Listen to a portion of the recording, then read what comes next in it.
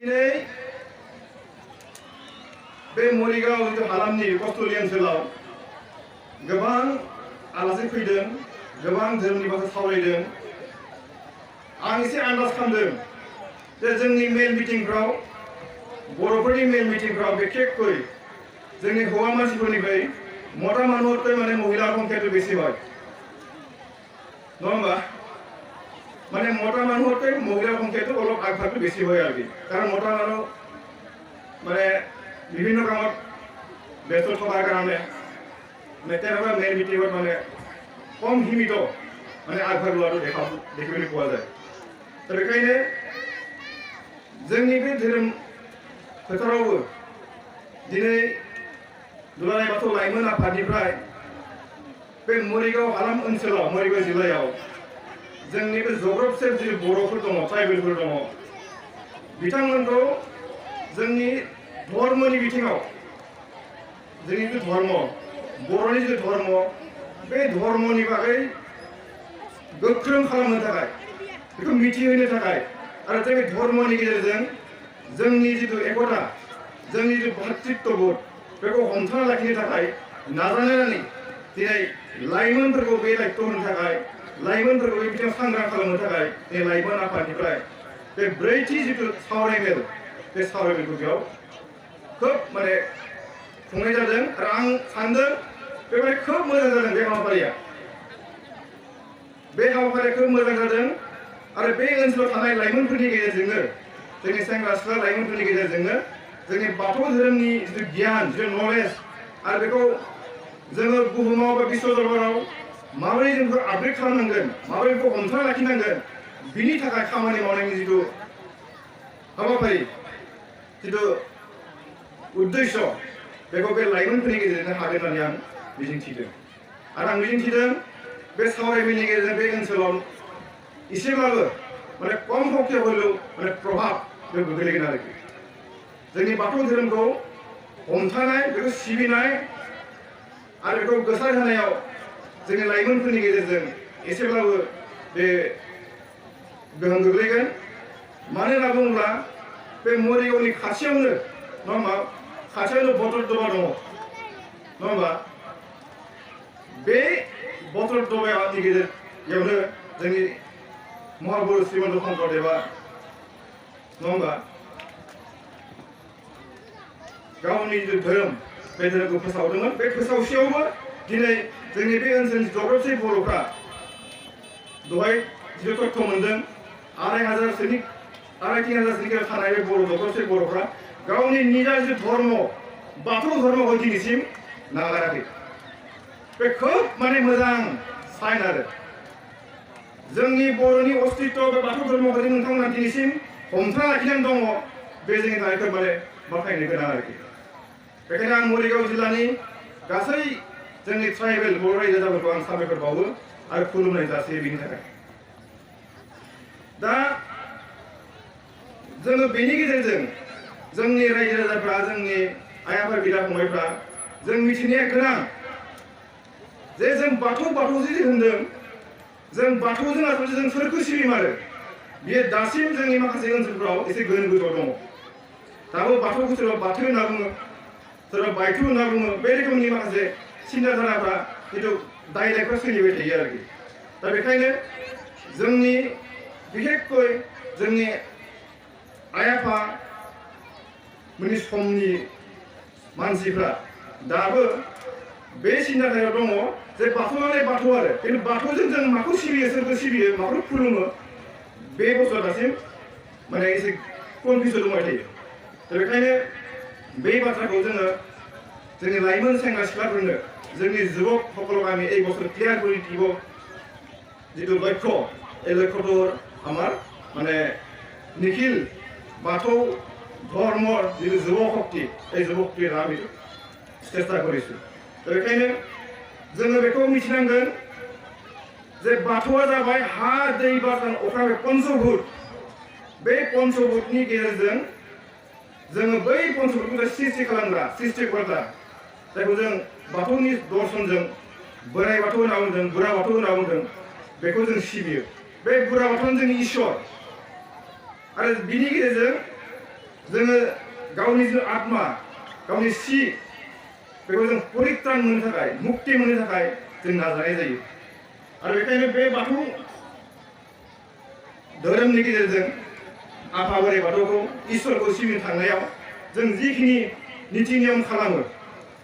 सिजौ गायनानै बिनि सोरगिदिं जिथु बाथौ बेरा जिथु हमो दुमो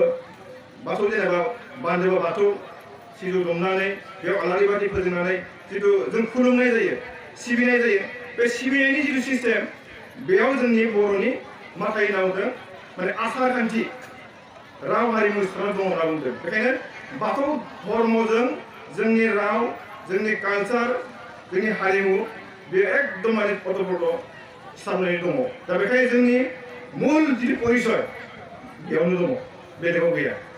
बाथौआवनो जोंनि बर'नि मुल परिचया दा बेखायनो बे परिचयखौ हमथाना लाखिनो थाखाय जों गासिबो बाथौखौ खुलुमनांगौ बाथौ धोरोमखौ जों सिबिनांगौ आरोखि मिथिबायना जोंनि परिचयखौ हमथाना लाखिनो थाखाय जोङो बाथौ धोरोमखौ सिबिनांगौ आरो बे बाथौखौ जों जोंनि न'खरफ्रोमबो गावबा गाव न'खरफ्रोमबो जों बेखौ गायसनना लानांगौ गायना लानांगौ थारमाने गोबाङानो सानो बाथौआनो शिब माने बाथौ बुरा बाथौआनो महादेव होनना सानो खिन्थु बाथौजों महादेवजों बहुत पार्थक्य दङ बाथौजों जोङो नुवाथारि इसोर बै निराकारखौ सिबिनाय जायो बेयाव खुनु जोङो देव देवता भूत प्रेतखौ जों सिबिनाय जाया सोरबा काली दुर्गा महादेव पार्वती सोरबा कृष्ण राम बेफोरखौ जों सिबिनाय जाया जोङो एकमात्र जिथु बाथौ नालाय हा दै बाथ्रा बे पन्चभूतनि गेजेरजों जों बै सृष्टिकर्ता नुवाथारि इसोर बै बोराइ बाथौखौ सिबिनाय जायो आरोखि बेखायनो बे बाथ्रायाव नोंथांमोना एकदम क्लियार जानाया गाहाम जोङो बे बाथौनि गेजेरजोंनो बे हा दै बार सान अख्रां पन्चभूतनि गेजेरजोंनो बै सृष्टिकर्ताया जायखौ जों नुवाथारि आनान गसाइ बोराइ बाथौ होनना बुङो बे सृष्टिकर्ताया जोंनि गासैखौबो बे बुहुमाव थानाय मानसि दुमसि जिब जुनार एम्फौ एनला गासैखौबो सृष्टि खालामदों सृष्टि खालामनानै जोंखौ बे दैदेनदों दा बेखायनो जोंनि बे देहायाव जोंनि सोलेराव बे हा दै बार सान अख्रां बिनि जिथु खान्थि जों बेखौ बिजिरनानै मोननो हायो आरो बे हा गैयाब्ला जोंनि देहायाव दै गैयाब्ला जों जुदि हां लानो थाखाय जों बार मोनाब्ला जों थांना थानो हाया दा बेखायनो बै पन्चभूत नङाब्ला दुलाराय बिश्व ब्रह्माण्डआ सृष्टि खालामनो हाया बेखायनो बे पन्चभूतनि गेजेरजों आनान गसाइ बै नुवाथारि जायखौ जों इसोर होनना बुंदों बे जोंखौ सृष्टि खालामदों आरोखि दा बेखायनो सृष्टि खालामखांनायनि उनाव बे जोंखौ ब्रह्मा विष्णु महेश्वर जायखौ जेनेबा हिन्दु शास्त्रआव बुंनाय जायो जोंनि बाथौनि रां राशि गोहो राशि आरो मैथा राशि बे मोनथाम गोहोनि गेजेरजों माने बिथाङा जोंखौ सोरजिदों बिथाङानो जोंखौ खांदों बिथाङानो जोंखौनो फोजोबस्रांनाय बे मोनथाम शक्तिनि गेजेरजों जोंखौ बै इसोर बोराइ बाथौआ जोंखौ दैदेनगासिनो दं आरोखि दा बेखायनो जोङो बै बोराइ बाथौखौ जों इसोरजों जों सिबियो आरो बेखौ माहा सिबियो जोङो बाथौ गुदियाव सिबियो आरो जों सिबिनो थाखाय जोंनि समाव गोदो खुनु मोनसे निर्दिष्ट बार निर्दिष्ट समाजिता गैयामोन दा बेखायनो जोंनि बे बाथौ धोरोमनि सोमोन्दै तत्वनि सोमोन्दै मिथिनो हानाय जोंहा बेबस्था गैयामोन सुबिदा जोंहा गैयामोन दा बेखायनो 1962 16 मेआव जेब्ला दुलाराय बाथौ गौथुम दुलाराय बाथौ गौथुम जेब्ला जन्म जायो बै जानायनिफ्रायनो जोङो मोनसे गौथुमारि बिथिंनिफ्राय जोंनि बे धोरोम सिबिनायनि जिथु सिस्टेम जिथु नियम खान्थि बेखौ जों स्र' खालामनानै जाहाथे जोङो बे बिश्व दरबाराव जों आवगायलांनो हायो बे थांखियै जों नाजानानै बेनि मोनसे थि बार सम जों खानो हानाय जादों आरो बेनो जाबाय मंगलबार सानखालि जोङो बर'फोरनि बाथौ सिबिनायनि गोथार सान हिसाबै लानाय जायो बेखायनो जों साफ्रोमबो बाथौआरि सुबुंफ्रा मंगलबार सानखालि बाथौखौ खुलुमनांगौ बाथौखौ सिबिनांगौ गुबुन गुबुन खामानिखौ दोनथ'नानैब्लाबो जोङो मंगलबार सानाव जोंनि बर'नि जिथु परिचय गुदि परिचय बे बाथौखौ जों खुलुमनांगौ आरो सिबिनांगौ आरो सिबिनाया जोंनि न'खरनिफ्राय जागायनानै जोंनि थानसालि जिथु मन्दिर गामिनि मन्दिरसिम बियो जानांगौ आरोखि दा बेखायनो गोदोनि समाव बेखौ सिबिनो थाखाय खुलुमनो थाखाय मोजां मोनसे बेबस्था गैयामोन दिनै दुलाराय बाथौ गौथुम जोनोम जानायनिफ्राय मोनफ्रोमबो गामियाव मोनफ्रोमबो न'खराव बाथौसालि मोजां रोखोमनि बाथौसालि जों गायसन होनानै बेखौ सिबिनायनि जिथु बेबस्था बे बेबस्थाखौ खालामनाय जादों आरो बेखायनो दिनै दुलाराय बाथौ गौथुमनि नाजानायाव दुलाराय भारत नाङैनो बे बाथौनि जिथु फोसाबनाय जिथु नेमखान्थि फोसाबनाय जिथु सिस्टेम बेयो गोसारनो हमदों आरो जोंनि फारसे जिथु मुगैनाय गुबुन गुबुन हारि माहारिफ्रा जोंनि बर' सुबुंफोरखौ बाथौ खुलुमग्राफोरखौ बिथांमोना भुट प्रेत सिबियो मोदाय दावदाय खुलुमो माने आइ जाखांनाय आफा जाखांनाय बायदिसिनाखौ बिसास खालामनानै माने अजा बैद्यनि गेजेरजों बेराम आजार फोसाबो जखाय लोङो बायदिसिना गाज्रि गाज्रि निसा बुस्थु बाहायनानै न'खरखौ अखान्थि खालामो माने लेथ्रा जाथि हिसाबै होननानै जोंखौ मुगैयोमोन दा बेखायनो जोङो दिनै बाथौ धोरोमखौ फोसाबनायजों लोगोसे जोंनि न'खर जोंनि समाज जोंनि जाति बेखौ फोसाबनायाव जों आवगायदों आरो दिनै बे बाथौ धोरोमनि धर्म मन्त्रनि गेजेरजों फोसाबनो थांनानै दिनै जों गोबां जोंनि गामियारि ओनसोल जोंनि सानस्रि जोंनि मन'बल गासैखौबो जोङो सोलायनो हानाय जों नुनो मोनदों दा बेखायनो गोबां ओनसोलाव दिनै रोजा रोजा जोंनि गोरों गोरा सुबुंफ्रा रोजा रोजा जोंनि क्वालिफाइड सुबुंफ्रा रोजा रोजा जोंनि इन्टेलेक्सुवेलफ्रा दिनै बेयाव बाहागो लानानै बाथौ धोरोमखौ फोसाबनाय बेखौ फोसावनाय आरो बेखौ हमथाना लाखिनायनि जिथु सोलो खायदा जिथु पद्धति जिथु बेबस्था बेयाव बयबो मदद खालामदों दा बेखाय आं मिजिंथिदों बे खामानिखौ मावनो थाखाय जोंनि लाइमोनफ्रा लाइमोन सेंग्रा सिख्लाफ्रा बांसिनै बेयाव आगान लांनांगौ आरो बेखायनो दुलाराय बाथौ गौथुमनि बेंखनाव लाइमोन आफाद आरो माइनाव आफाद बे मोननै आफादखौ महर होनानै लाइमोना लाइमोनफोरनि गेजेरजों धोरोमखौ फोसावनाय बा लाइमोनफोरनि गेजेराव धोरोमारि सांग्रांथि लाबोनाय माइनावफोरनि गेजेराव आइजोफोरनि गेजेराव जोंनि बाथौ सिबिनाय खुलुमनाय धोरोमनि गियानखौ गोसारहोनायाव खामानि मावनो थाखाय दिनै बिथांमोनखौबो बेयाव खाबु होनाय जादों बेखायनो दिनै नोंथांमोननि गेजेराव जोंनि दुलाराय बाथौ लाइमोन आफादनि बे ब्रैथि सावरायमेलाव गोबां जिल्लानिफ्राय बेयाव बाहागो लाफैदों नोंथांमोननि बे ओनसोलनि जिथु बारहावा धोरोमारि जिथु थासारि मिथिलांदों आरो बेयाव मिथिलांनानै बिथांमोनहाबो मोनसे एनकारेज मोनदों थुलुंगानाय मोनदों खाहाब मोनदों मरिगाव बायदि ओनसोलाव जग्राफि थानाय बर' ओनसोलाव दिनै बाथौआ मिलिटारि नङा दिनै माने मा नङा थैहां गरबहां नङा बिथांमोनाव गोख्रोङै बिसास खालामनानै दिनै जोंनि बर'नि परिचय बाथौ धोरोमखौ नाजावदों सिबिबोदों बेखौ मिथिलांदों आरोखि थिग बिदिनो जोंनि माइनावफ्राबो दिनै बे ओनसोलाव फैनानै नोंथांमोननि गेजेराव गोबां मोनसे एक्सपिरियेन्स अभिज्ञता दिनै मोननो हादों दा बेखायनो आं खावलायदों नोंथांमोननि बे मरिगाव ओनसोला गोबां बिथिङाव खस्थ'जों सहायबोनांनाय मोनसे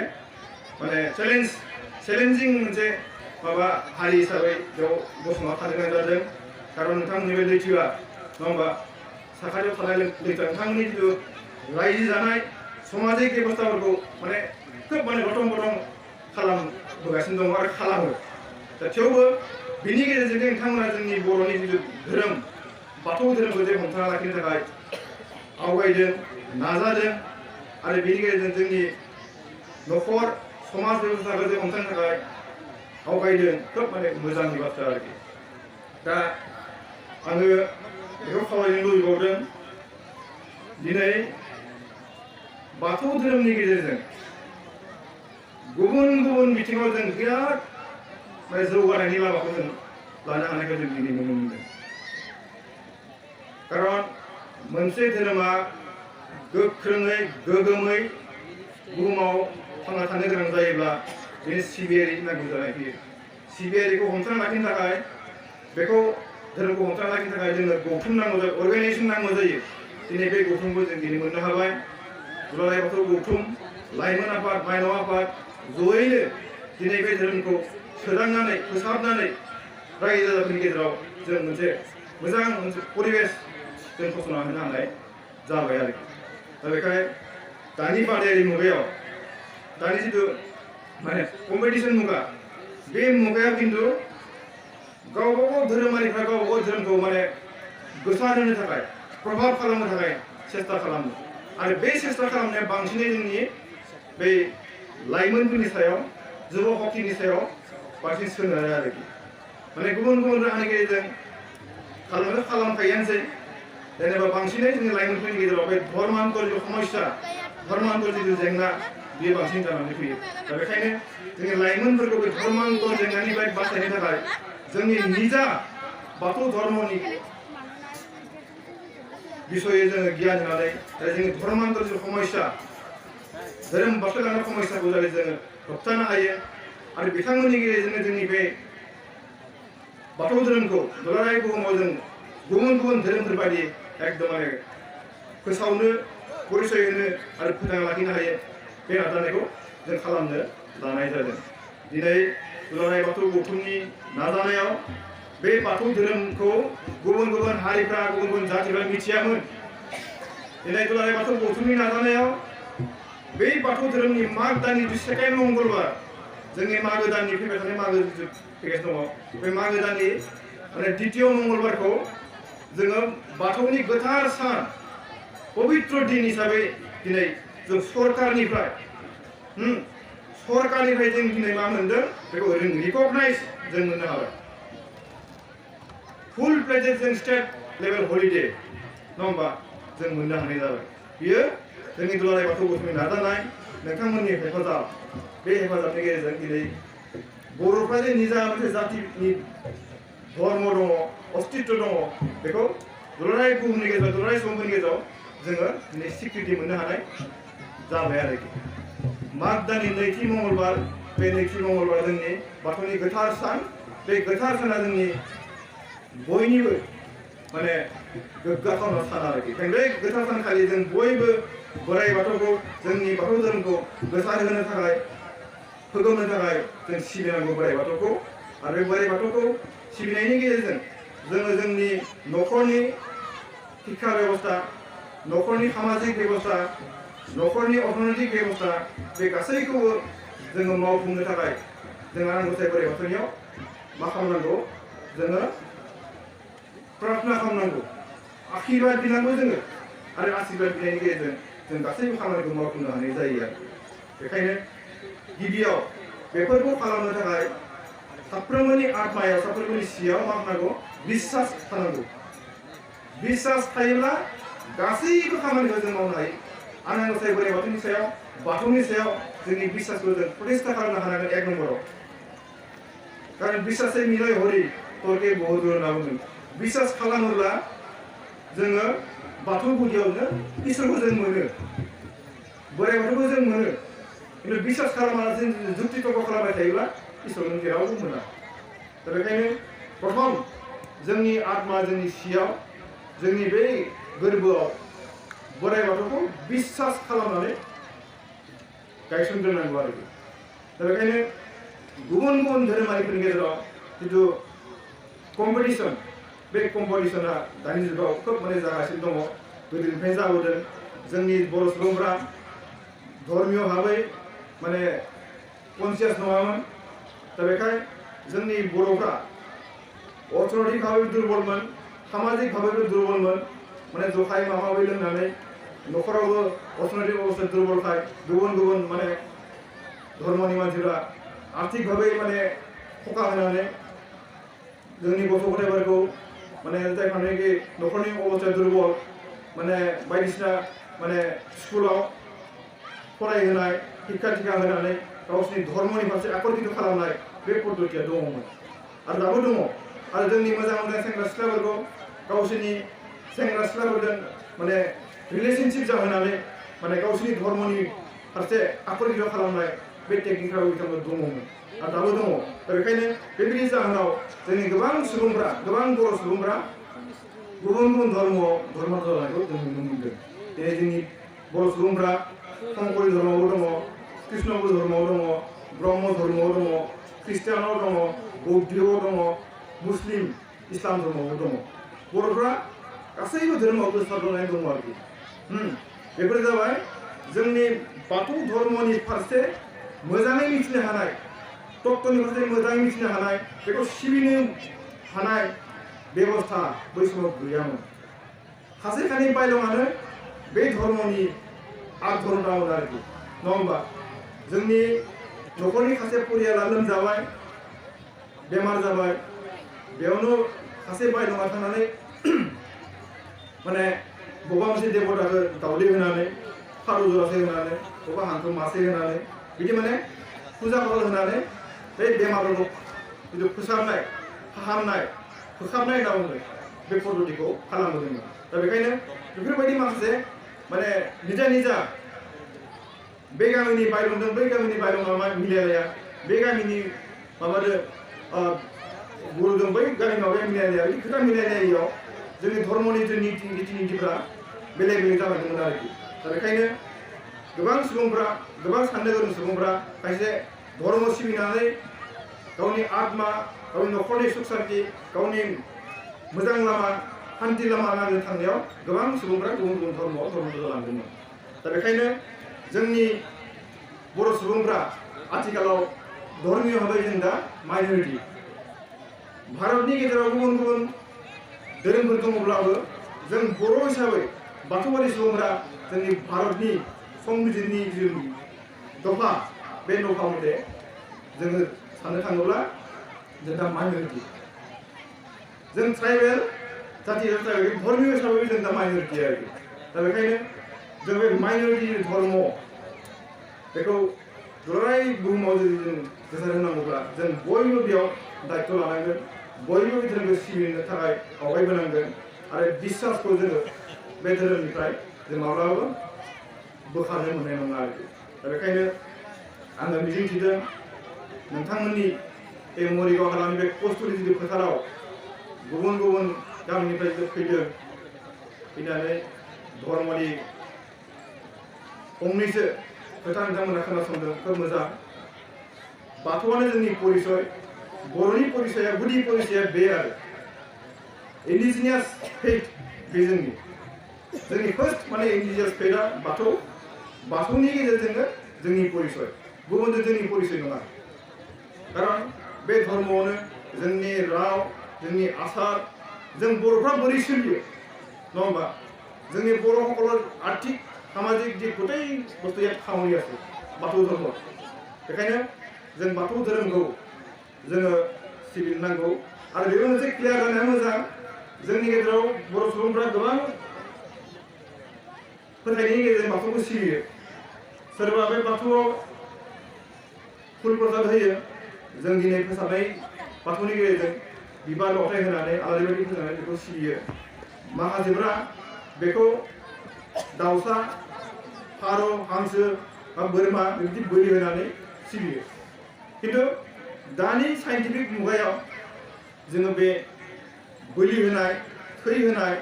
माने फुजा फाथाल खालामनाय बे पद्धतिनिफ्राय जोङो दोरोबनानै फोसाबनायनि गेजेरजों जाहाथे बाथौखौ सिबिनो हायो बे लामाजों जोंनि रायजो राजाफोरखौ दैदेनलांगासिनो दङ। दा बेखायनो जोङो बे बाथौ बिथायाव बोलि होनाय प्रथाया बोलि होनाय हुदाया बै अजा बायलं भुट प्रेतखौ सन्तुष्ट खालामनो थांनायाव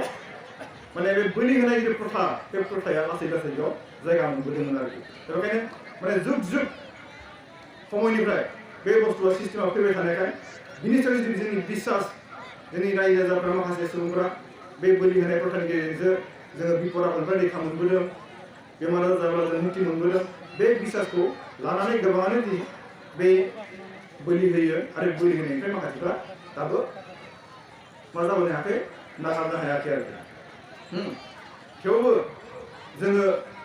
बिथांमोनहाबो बाथौ खिन्थु बे बोलि प्रथा होनाय सिस्टेमाव जोङो बुंदों बाथौआ खुनु मोदाय दावदायखौ सिबिया भुट प्रेतखौ सिबिया बेयाव भुट प्रेतनि जायगा गैया बेयाव गुरुफोरनि जायगा दङ। जोंनि 18 जन जिथु बेयाव खुन्थिया थुदों बेयाव आरो जिथु मोनबा बान्दो दङ बे बान्दोआ जाबाय जोंनि बाथौनि बान्दो। बे जोंनि फोसाबनाय बाथौनि गेजेरजों जोङो बाथौखौ सिबिगोन। खिन्थु बे जिथु बोलि होनाय प्रथा बे प्रथायाव जोंनि माखासे हिन्दुनि संस्कृतिफ्रा हाबसोनानै दङ। जोंनि हिन्दु धर्मनि माखासे संस्कृति माखासे नेमखान्थिफ्रा बेयाव हाबसोनानै दङ। बेखायनो बेयाव सोरबा दुर्गा कालि सोरबा भुट प्रेतनि जायगाया बेयाव जायगा मोननो लादों आरोखि। आरो बे माबोरै फैदों होनना बुङोब्ला जेब्ला 1780 नङा 1780 जेब्ला बर'नि राजा होननानै जों मिथियो बुरन्जियाव गबिन्द चन्द्र बे गबिन्द चन्द्र जेब्ला हिन्दु धर्मआव दीक्षित जाबाय बे समनिफ्रायनो जोंनि बर'फोरनि गेजेराव बर' सुबुंफोरनि गेजेराव बे हिन्दु धर्मनि जिथु प्रभाब बे हिन्दु धर्मनि देव देबीफोरखौ फुजिनाय जिथु हुदा जिथु प्रचलन बे जाबोदों आरो दा बेखायनो बै प्रचलननिफ्राय बै राजा समनिफ्रायनो जोंनि सुबुंफोरा जोंनि रायजो राजाफोरा सिबिबोनायखाय बाथौखौ सिबिबोनायखाय बै पद्धतिनिफ्राय बै फोथायनायनिफ्राय दोरोदबोनो माखासे हायाखै आरो दा बेखाय बे सुबिदा खालामनानै जोंनि माखासे फोसाबनाय जोंनि सिगां फोसाबदों ख्रिस्टानफ्रा गावसोरनि धोरोमखौ सिगां फोसाबबाय जिसु ख्रिस्ट'नि गेजेरजों थिग बिदिनो इस्लाम धर्म गुबुन गुबुन बौद्धिक धर्मफ्राव जोंनि बे बाथौ धोरोमनि गुरलाय गुरलाय माखासे सिस्टेमखौ नुनानै जोंनि माखासे रायजो राजाफ्रा बेफोर धर्मआव धर्म जालांदोंमोन आरोखि दा बेखायनो बे धर्मांगल समस्याखौ होबथानो थाखाय दिनै दुलाराय बाथौ लाइमोन आफाद माइनाव आफाद बे गौथुमारि नाजानायनि गेजेरजों गोबां नाजाबोदों आरो दिनै दुलाराय बुहुमनाङैनो बुंजायो जोङो दुलाराय बाथौ गौथुमनि गेजेरजों जोंनि गुबुन गुबुन धोरोमाव बारस्लायलांनायनि जिथु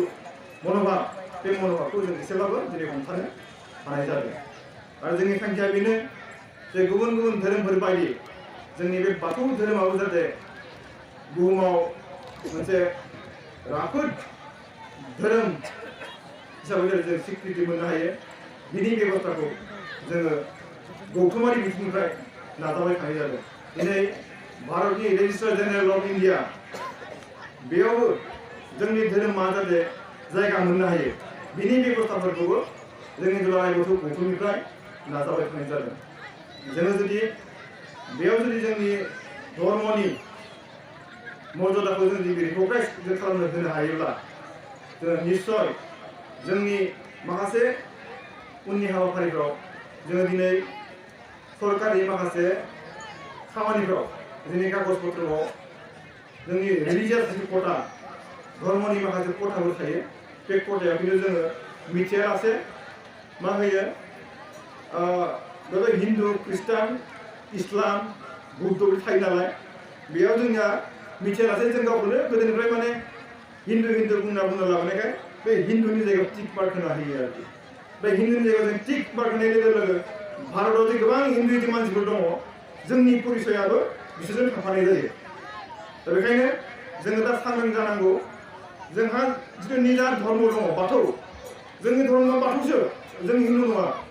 जोंनि हिन्दुस्तानाव दङ भारतीय हिसाबै जोङो जोंनि दङब्लाबो खिन्थु जोंनि निजा धर्मआ बाथौ बेखायनो जोङो बे हिन्दुइजम जिथु कोटा जिथु जोंनि माबाफ्राव सेन्सासफोरखौ जों होयो बेफोराव जोंखौ होयो गाहाम आरोखि बेयाव माखासे आदार्स होननाय कोटा थायो रिलिजियास माबायावबो कोटायावबो धर्मनि माखासे कोटायावबो आदार्स होननाय थायो बे आदार्सआव होयोब्ला अब्ला मोजां जायो आरोखि जोंनि मथे दा बेखायनो जोंनि भारतनि जिथु रेजिस्टार जेनेरेल सेन्सासनि रिपर्ट बे मथे जोंनियाव जे बर'फोर जे बाथौ धर्म दङ बे रिपर्टआ जोंनियाव माने थाहैयो आरो जों गावखौनो माने हिन्दु होननानै परिचय होना लानायखाय भारतआ मोनसे हिन्दु राष्ट्र हिसाबै दिनै मिथिजायो आरोखि खिन्थु बिनि गेजेरावबो जे जोंनि गेजेराव भारतनि गेजेरावबो जे फिसा फिसा हारि माहारिफोर दङ बिसोराबो जे निजा निजा जातिनि परिचय दङ धर्म दङ बे बाथ्राखौ दिनै जोङो मिथिनो मोनबाय आरो जों बेखौ मिथिनो थाखाय जों बयबो गावबा गाव धर्मनि परिचयखौ जों मालाबाबो खोमानानै लानो नाङा आरोखि मालाबाबो जों खोमानानै लानो नाङा गावनि धर्मनि परिचयखौ मालाबाबो जों होनो थाखाय लाजिनो नाङा जोंनिया लाजियो दिनै गोबां सुबुंफ्रा गावखौनो परिचय होनो लाजियो आं बर' नंगौना नङा सोरबा सोरबा बर'फोरबो बर' राव रायज्लायनो लाजिनाय मोनो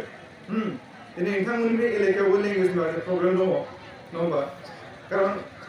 ओनसोल हिसाबै जायगा हिसाबै जोंनि जिथु टिउन रायज्लायनायनि जिथु भाषाफ्रा साउन्डफ्रा बेलेग बेलेग जालायो दिनै